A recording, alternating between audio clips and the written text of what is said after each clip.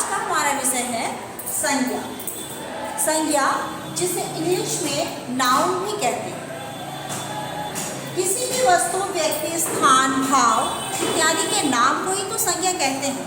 यानी दुनिया में जितनी भी वस्तुएं हैं सभी का कोई ना कोई नाम है और सभी वस्तुओं के नाम को ही संज्ञा कहा जाता है।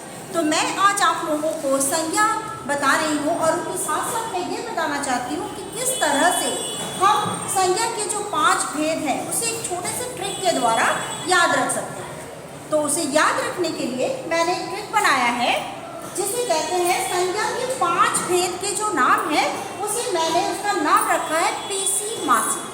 तो ये पीसी मासी क्या है? इंग्लिश में हम लोगों ने पढ़ा है कि नाउन के 5 भेद, तो उसी के आधार पर संज्ञा के भी 5 भेद हिंदी में बताए गए हैं। पहला है P for proper noun. Proper noun जिसे व्यक्तिवाचक संज्ञा कहा जाता है। व्यक्तिवाचक संज्ञा यानी किसी खास वस्तु का नाम, जैसे गंगा, हिमालय, जिसके जैसा और कोई नहीं। दूसरा है C for कॉमन नाउन जिसे हम कहते हैं जातिवाचक संज्ञा। जातिवाचक मतलब वो वस्तु जिसके जैसा बहुत सारे वस्तु होते हैं। जैसे अगर हम कहें पहाड़ तो बहुत सारे पहाड़ हैं, अगर हम कहें नदी तो बहुत सारी नदियाँ हैं। हमारा तीसरा है M फॉर मटेरियल नाउन जिसे हिंदी में कहते हैं द्रव्यवाचक संज्ञा। द्रव्य यानी कोई भी वस्तु, मटेरियल, जैसे है यहाँ सोना, पानी, चावल, आटा इत्यादि, कोई भी वस्तु का नाम।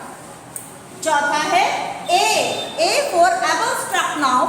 एब्स्ट्रैक्ट नाउन जिसे हिंदी में भाववाचक संज्ञा भी कहा जाता है। और जैसे हम कहेंगे बचपन, जवानी, खटास, मिठास, तो ये भाववाचक संज्ञा जो है ये फीलिंग है, ये हमारे मन का भाव है। इसे हम देख नहीं सकते, इसे हम फील करते हैं, महसूस कर सकते हैं। लास्ट हमारा है C for common noun, C for collective noun. Collective noun जिसे समूहवाचक संज्ञा कहते हैं। समूह का मतलब होता है भीड़। जैसे यहाँ है सेना। सेना किसी एक व्यक्ति से नहीं होती, बहुत सारे सेना होते हैं। कक्षा में बहुत सारे बच्चे होते हैं। मेला में बहुत सारे लोगों का भीड़ होता है। तो इस तरह से हम देखते हैं कि संज्ञा की 5 भेदों को मैंने एक ट्रिक के द्वारा याद रखने के लिए एक आसान तरीका बताया है, पीसी मासी, यानी संज्ञा के 5 भेदों के नाम। तो ये था संज्ञा और उसके 5 भेदों के आसान नाम।